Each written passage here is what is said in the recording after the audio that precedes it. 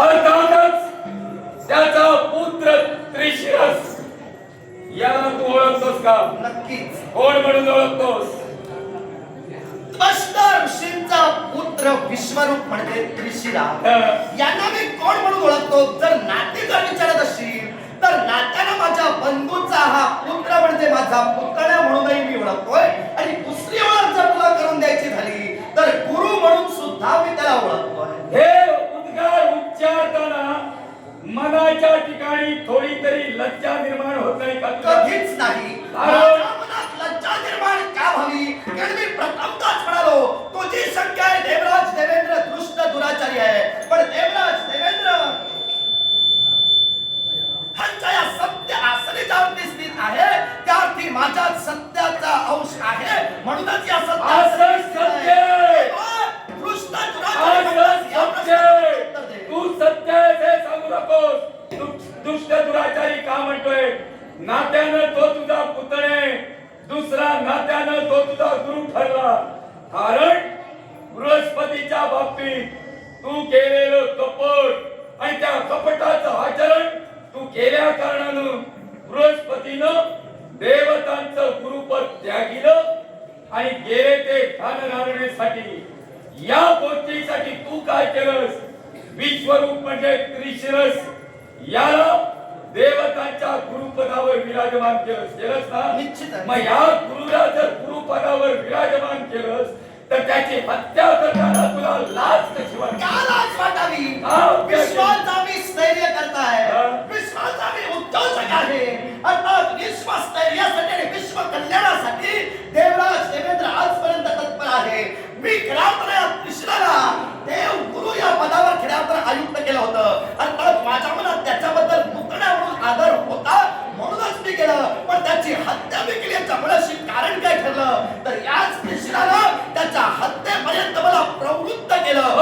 काय केलं होतं? जसा वागला काय केलं होतं म्हणून तू त्याची हत्या केली? काय केलं ते जर आता तुला हवं असेल तर सविस्तर हवं नाही, ते जाणून घेणार आणि तदनंतर जशी त्याची हत्या केली तशी तुझी हत्या करणार. हा जर तुझा मानस असेल तर आई त्याचा सेवक मला करावा लागला याच्या मुळाशी कारण सांग. तू म्हटल्याप्रमाणे ज्यावेळी देवगुरु बृहस्पतींनी देवगुरु पद त्यागिलं त्यावेळी या कृष्णाला देवगुरु पदावर मी नियुक्त केलं. पण त्यावेळी काय घडलं? ज्यावेळी देवगुरु बृहस्पतींनी आपलं पद त्यागिलं त्यावेळी देवतांचं गुरुपद हे रिक्त होतं. ही संधी असुरांनी साधली आणि शुक्राचार्यांच्या अनुज्ञेनं हेच असुर आमच्यावर आक्रमण करून आले. त्या योगे देवता खऱ्या हतबल होऊ लागल्या. देवता साऱ्या ब्रह्मदेवांपर्यंत गेल्या. त्यावेळी ब्रह्मदेवांनी सूचित केलं की या त्रिशिराला म्हणजे त्वष्ट ऋषींचा पुत्र विश्वरूप याला देवगुरु पदावर जाऊन बसला.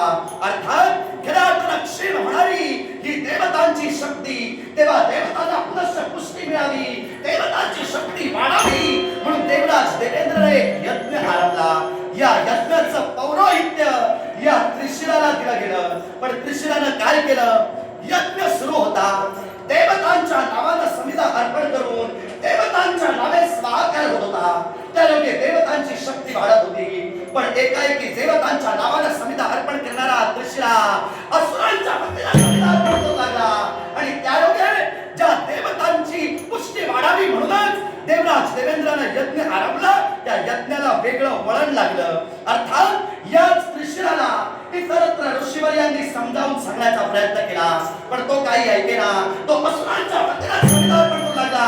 त्यामुळे असुरांची शक्ती वाढू लागली म्हणून सांगून ऐकला नाही म्हणून त्याचा शेवट नाहीला जाणं करा.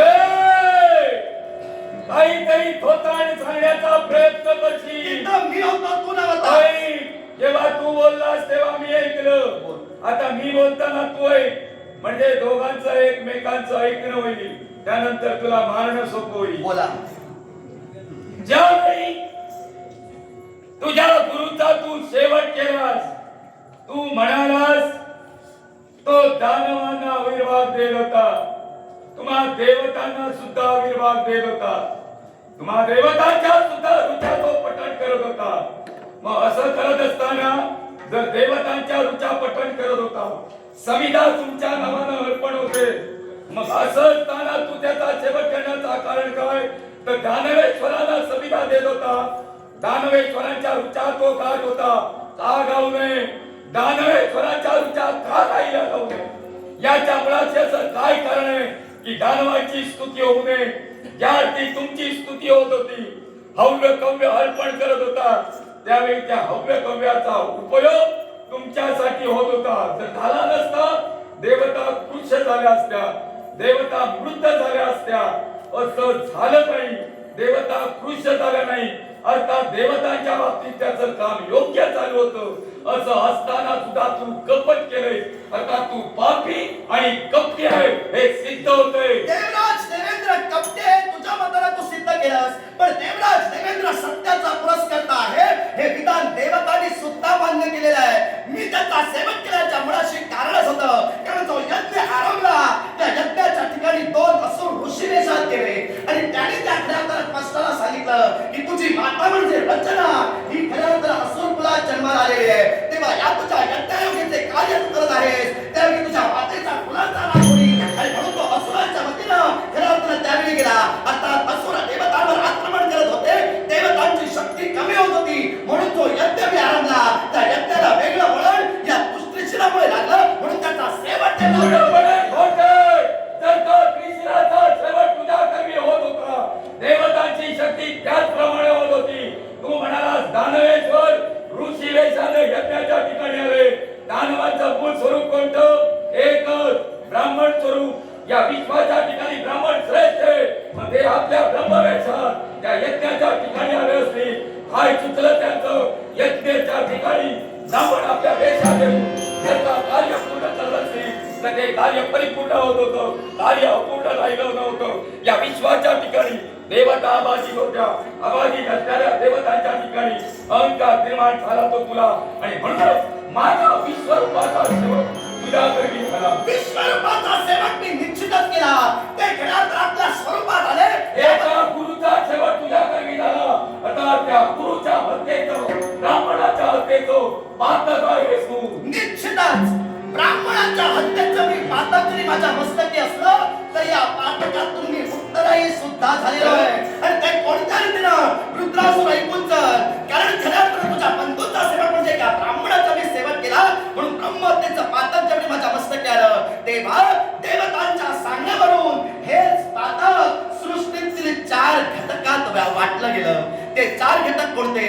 तर वृक्ष, स्त्री, जल आणि भूमी, या चौघांनी ते पातक खऱ्यातर अंगीकारलं. वृक्षाने माझ्या पापाचा अर्धा वाटा घेतला, म्हणून त्या वृक्षांना मी खऱ्यातर अभयदान दिलं, त्यांना आशीर्वचन दिलं की वृक्षाची जर फांदी एखाद्यानं तोडली तर त्या वृक्षाला पुन्हा बहर येईल.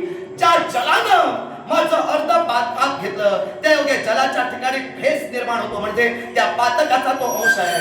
अर्थात ज्या जलानं माझं पाक घेतलं, त्या जलाला सुद्धा मी अभयदान दिलं, आशीर्वचन दिलं की कोणतंही शुभ कार्य करत असताना जलाचं सिंचन केलं जाईल, आणि त्या योगे जलसिंचन झाल्यानंतर त्या खऱ्या वस्तूला पवित्रता प्राप्त होईल. ज्या स्त्रीनं माझा अर्ध्या पापाचा वाटा घेतला, पापाचा अंश म्हणून प्रत्येक स्त्री ही रजस मानली जाते, अर्थात त्या स्त्रीला सुद्धा मी आशीष दिलेला आहे. अर्थात ज्या भूमीनं माझ्या पापाचा अर्धा वाटा घेतला, त्या योगे भूमी खडकाळ झाली, अर्थात भूमीला सुद्धा आशीष दिलेला आहे. जर भूमीवर एखादा प्राणी किंवा मनुष्य पडला असेल तर झालेली जखम ही तात्काळ बुजली जाते. अर्थात पापातून मी खऱ्या अर्थानं उत्तराई झालेलो आहे. ब्रह्महत्येचं पाप माझ्या मस्तकी नाही.